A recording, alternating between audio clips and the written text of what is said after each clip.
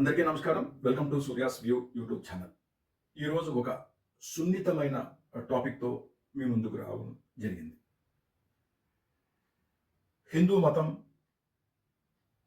ప్రమాదంలో ఉంది. యెస్, మీరు విన్నది నిజమే.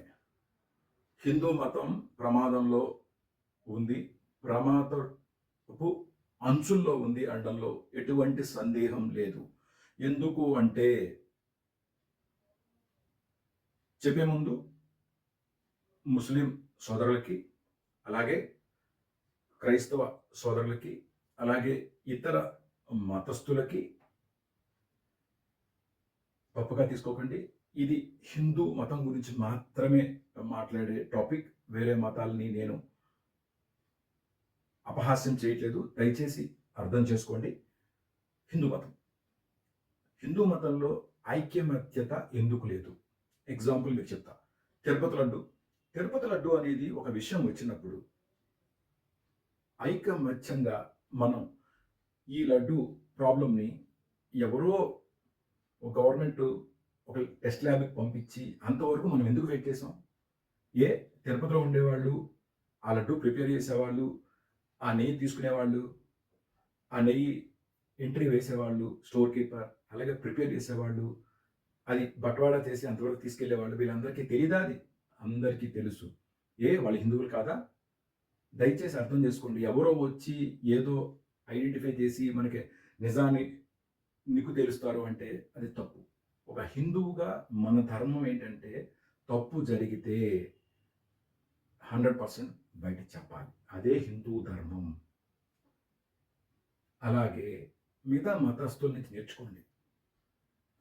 మీరు ఒక క్రైస్తవ సోదరులు కానీ, ఒక సోదరిని కానీ తీసుకుంటే కనుక తూచా తప్పకుండా సండే వాళ్ళు చర్చికి వెళ్ళి ప్రార్థన చేస్తారు. అలాగే బైబిల్ చక్కగా చదువుతారు, అర్థం చేసుకుంటారు, పిల్లలకు చెప్తారు. అలాగే ముస్లిం సోదరులు, సోదరీమణులు ఖురాన్ ఫ్రైడే నాడు తప్పకుండా చదువుతారు. ఆ ఖురాన్ యొక్క విశిష్టత వాళ్ళ నెక్స్ట్ జనరేషన్ వాళ్ళకి తెలియజేస్తారు. ఒక హిందువుగా మనం భగవద్గీత చదువుతున్నామా? రామాయణం చదువుతున్నామా? మన పిల్లలకి ఏమైనా చెప్తున్నావా? Answer is no. ఎందుకు చెప్పలేకపోతున్నాం? మనం హిందువులం కాదా? దయచేసి ఒకసారి ఆలోచించండి. ప్రతి హిందువు భగవద్గీత చదవాలి, రామాయణం చదవాలి, భారతం చదవాలి. మీరు చదవండి, మీ పిల్లలకు నేర్పండి. ధర్మం అంటే, సనాతన ధర్మం ఎలా ఉండాలి? ధర్మం ఎప్పుడు తెలుస్తుందంటే మన భారతం, భాగవతం, రామాయణం ఇవన్నీ చదివినప్పుడే మన ధర్మం ఏంటనేది మనకు తెలుస్తుంది. దయచేసి చదవండి. అలాగే ఒక హిందూగా పుట్టి బొట్టెందుకు పెట్టుకోరండి? నామోషి అనేదే లేదు. ఒక హిందువుగా పుట్టిన ప్రతి ఒక్కరూ చక్కగా బొట్టు పెట్టుకుని నేను హిందూ అని గర్వంగా చెప్పాలి. అప్పుడే ఈ హిందుత్వం అనేది బలపడుతుంది. గవర్నమెంట్లో మసీదులకు కానీ, చర్చిలకు కానీ ఎండోమెంట్ పట్టించుకోదు. కానీ ఓన్లీ హిందూ గుళ్ళకే ఎండోమెంట్ ఎందుకు పట్టించుకుంటుంది? ఒక్కసారి ఆలోచించండి. మనం ఒక హిందువుగా తిరగబడి ఐకమత్యంగా ఉండి ఈ సొసైటీని బాగు చేయాలి. దానికి సనాతన ధర్మం యొక్క బోర్డు సెంట్రల్ లెవెల్లో ఫామ్ చేసి, దానికి ఒక డెడికేటెడ్ బాడీని ఫామ్ చేసి, దానికి వచ్చే ఫండింగ్ ట్రాన్స్పరెన్సీగా ఖర్చు పెట్టడం, డెవలప్మెంట్ చేయడం, హిందూ మతాన్ని విస్తరించేయడం చేస్తే కనుక హిందూ మతం 4 తరాల వాళ్ళకి చక్కగా వెళ్తుంది. అలాగే హిందూ మతస్థులందరూ కూడా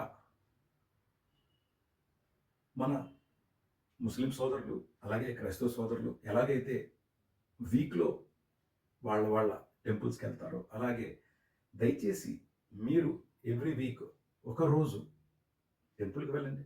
మీ పిల్లల్ని తీసుకెళ్ళండి. ఆ టెంపుల్ యొక్క ప్రాముఖ్యత, విశిష్టత మీ పిల్లలకు చెప్పండి. వాళ్ళు వాళ్ళ నెక్స్ట్ తరానికి చెప్తారు. అప్పుడే మన హిందుత్వం బతుకుతుంది. ఇప్పుడు కనుక మీరు ఒక ఇండియా మ్యాప్లో చూసినట్లయితే దగ్గర 8 స్టేట్స్‌లో హిందువులు మైనారిటీ. ఇలాగే హిందువుల్లో గనక ఐక్యమత్యత తగ్గితే ఈ మైనారిటీ స్టేట్స్ ఈరోజు 8 ఉన్నాయి. రేపు ఆ 8 కాస్త 16 అవుతాయి అనడంలో ఎటువంటి సందేహం లేదు. దయచేసి నా folded hand request to all Hindus, ఐకమత్యంగా ఉండండి. మీ హిందుత్వాన్ని కాపాడండి. బొట్టు పెట్టుకోండి, భాగవతం చదవండి, భారతం చదవండి, భగవద్గీత చదవండి. మీరు చదవండి, మీ పిల్లలకి చేత చదివించండి. Thank you so much.